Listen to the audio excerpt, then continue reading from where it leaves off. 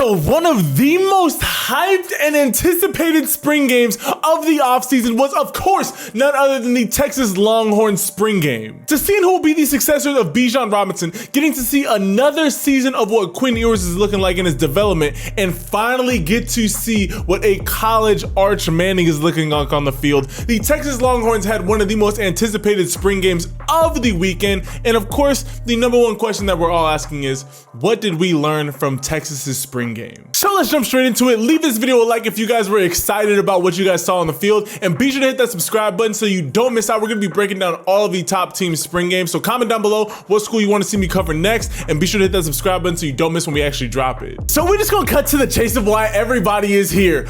Arch Manning played phenomenally. Now, don't get me wrong, Quinn Evers is by far the QB1. He had a much better game overall. However, you know, we got to address the hype. In all honesty, Texas might have two of just the best throwers of the football. To me, they have both Tom Brady and Aaron Rodgers. Aaron Rodgers being Quinn Ewers, just a guy who just has God-given arm talent where, you know, the mechanics might not always be there, but he flicks the wrist and that ball goes flying. And then they got Tom Brady, who of course is Arch Manning, who has just some of the most beautiful throwing mechanics I've ever seen, and he's a true freshman. Arch Manning came out and in his first play threw an absolute rifle to the sidelines. Overall, Arch Manning was just doing a good job of, you know, he was not afraid to step back up into the pocket. He wasn't afraid to take a couple of deep shots. He had this one throw where he absolutely rifled it. He climbed up into the pocket and just rifled the ball into tight coverage. I love seeing that. But to me, the throw of the game for Arch Manning actually came on an incompletion. It was when he was rolling away from his throwing arm and he just flicked his wrist, and his ability to get not only the ball out but to get velocity on the ball. He also had pressure in his face. He slightly overthrew it. However, we're talking about a true freshman here. When he is able to get that throw down, you're seeing the play right now. The velocity and the explosiveness that he gets on that ball is absolutely insane to see from a true freshman. In all honesty, Texas' spring game was dominated by this incoming freshman class. I mean, not only did Arch Manning shine, but Cedric Baxter was out there absolutely putting on a show at RB. We'll get to the running back situation a little bit later. Jonte Cook was absolutely cooking him out there, going out there and just catching the ball all over the field. Anthony Hill was doing a great job at linebacker, and a player that I actually want to give a small shout out to and really tip my hat off to is DeAndre Moore, freshman wide receiver. He wears number 9. You know, he went out there and he dropped a wide open touchdown pass. Malik Murphy put the ball absolutely on the money and he just flat out dropped it. And you know, with a young receiver, that can really mess with your psyche, especially when the next play, your rival freshman receiver went out there and scored a absolute dime of a touchdown in Jonte Cook. That can kind of get to your head a little bit. And then the next play that they targeted Deontay Moore, he got absolutely smoked on an out route. He went out there and got absolutely taken out. But what did he do? He came back. He absolutely cooked up the corner on an out route. Overall, and then I believe he caught like the next 3 or 4 passes in that Texas drive. I love the way that he rebounded from that. He did not let that get to him. He wasn't out there fumbling around. He didn't have another drop. I just wanted to give a huge shout out to DeAndre Moore, because to me, I know what it's like to, you know, drop that pass and then, you know, see somebody else shine, but to go out there and get the job done and not let that get to your head, it really showed the character of a wide receiver that he is. But now getting back to Arch Manning, I'm just gonna put up a couple of plays of him throwing, because overall, I love his throwing motion. To me, he has, I mean, he looks like a Manning. I mean, when you think about having that just textbook throwing mechanics, he has the best mechanics I've ever seen from a quarterback. I don't care if you're talking about a seasoned vet all the way to a freshman. He has the most pure, there's no wasted motion. It is hyper quick throwing motion. All I know is that, you know, Quinn Ewers is the guy. We're going to focus on him here in just a second. Quinn Ewers is hands down the guy. Arch is not going to, for any reason, be really pushing for that starting job. If anything, Malik Murphy went out there and had a really good spring game for himself. Malik Murphy is the clear QB2. Arch Manning is fighting for that QB2 spot, but I do think that he is solidly in that QB3 spot, as he should be.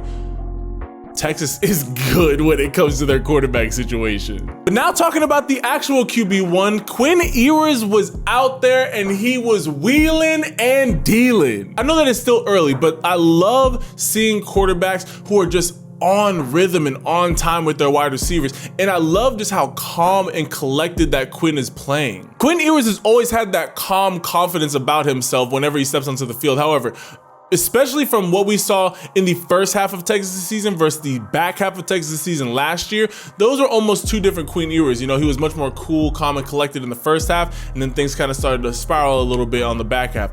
If he's able to keep this level of just confidence on top of getting the wide receiver boost that he did, I mean, Adai Mitchell and Xavier Worthy are going to be absolute stars. I mean, Xavier Worthy on any slant route where Quinn Ewers could just quickly get the ball to him, that is where you're going to see sparks. Absolutely just beautiful play from Quinn Ewers. He wasn't putting the ball in harm's way. And the number one thing that I really loved, I'm gonna put up a play. It was a missed shot downfield. I love the fact that Quinn Ewers, yes, I can nitpick. We can nitpick a little bit and say that the ball should have been delivered a little bit more outside. That is very true. But the number one thing is last year, Quinn didn't seem to have a full control of his arm, especially on deep passes. He would very much, because he has that cannon, tend to overthrow his wide receivers. I loved this throw because even though the ball was slightly inside, it was the perfect distance. You can learn to kind of fit the ball. Okay, I need to just leave this a little bit further outside, but the touch on the distance is much harder to control than the lateral plane.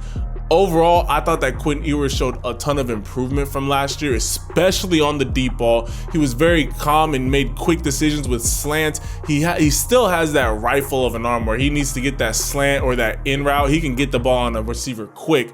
I just loved, there was a very distinct improvement from last season to just early spring for Quinn Ewers. And I'm very excited to see how well that Texas offense is going to be able to maneuver with Quinn Ewers having another year under his belt and having, in my opinion, better receivers than he did last year. Now, obviously the QBs were going to be the position that everybody was paying attention to, but the position that really people were trying to understand is what does a Bijan Robinson-less running back room look like? And it's not just losing Bijan, you also lost Roschon Johnson. Those are your two top rushers. I believe there was a stat that said they accounted for like 87 or 89% of the rushing total last year. Like, that is a lot of production that you are losing. I don't want to say that the Texas Longhorns running back room is going to be you're exchanging a quarter for 5 nickels, because I do think, a Cedric Baxter, I do think that he is going to be a guy that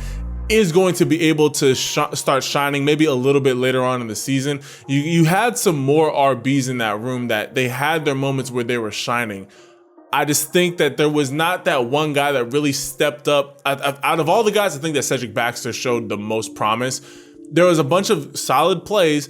I just did not see one guy really step up and be like, hey, I am the RB1 of this group, which is fine. I don't think that Texas needs to have that guy. I mean, having a Bijan Robinson is always a blessing, but what Texas is 3-4 RBs deep that can all give you 500 yards and 10 quality carries a game. And in all honesty, in today's football, that's better than having a guy that you're accounting for to need that 20 to 25 rushes. When you can keep a fresh RB in the backfield who is as explosive as the group that Texas has, and they can all give you 7 to 10 quality carries a game, all of them are not going to get that many touches, but you know what I mean. That is more impressive.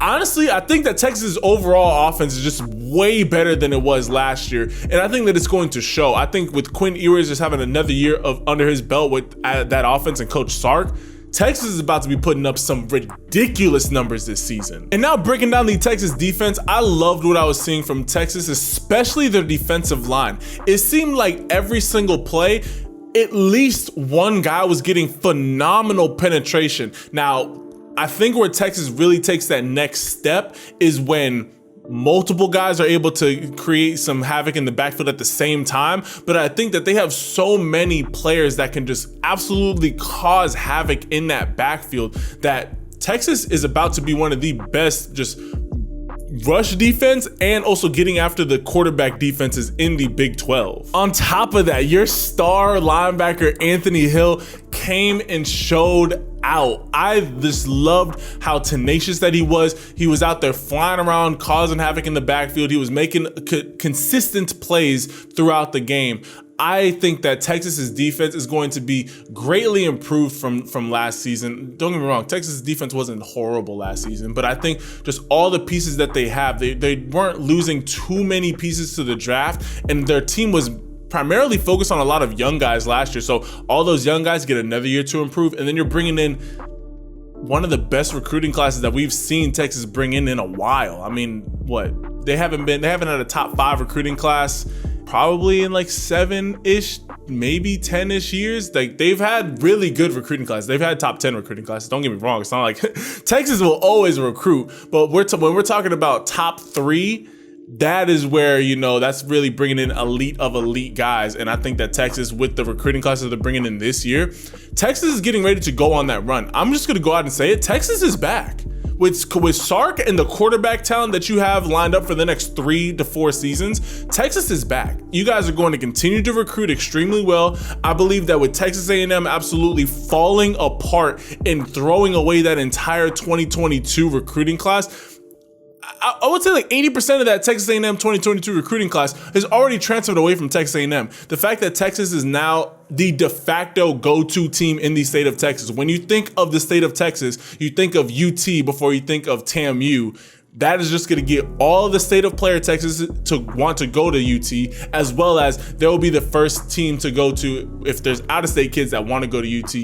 I think that Texas is in such a beautiful spot to absolutely start running it in the college football world. And I think I have them finishing somewhere in the top 6 this year. If they're able to win the games that they need to, they will very easily be a top 6 team in the country, and they will be going into the SEC with a ton of momentum. But all my UT fans, comment down below. What were your guys' thoughts on the Texas spring game? I learned a lot. I just loved being able to see Quinn Ewers' progression. I love being able to get a first look at Arch Manning. I mean, hey, Arch Manning, his whole senior year to early on in camp just kind of went ghost. I mean, he didn't participate in the Elite 11.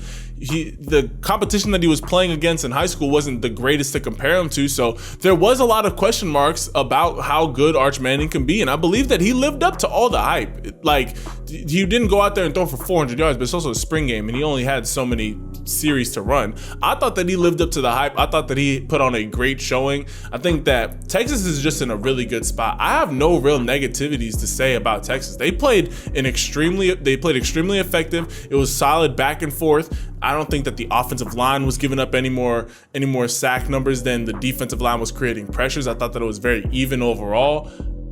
I liked where Texas is at, and I think that they're only going to get better the further on in the season that they go, because they are going to need to rely on a lot of their younger guys.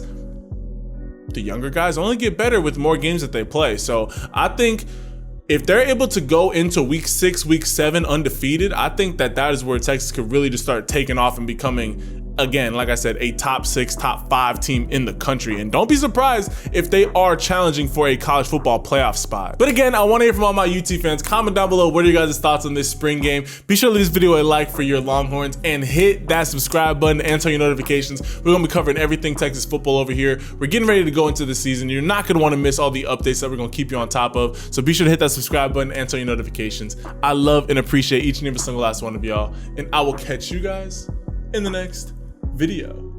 Ciao.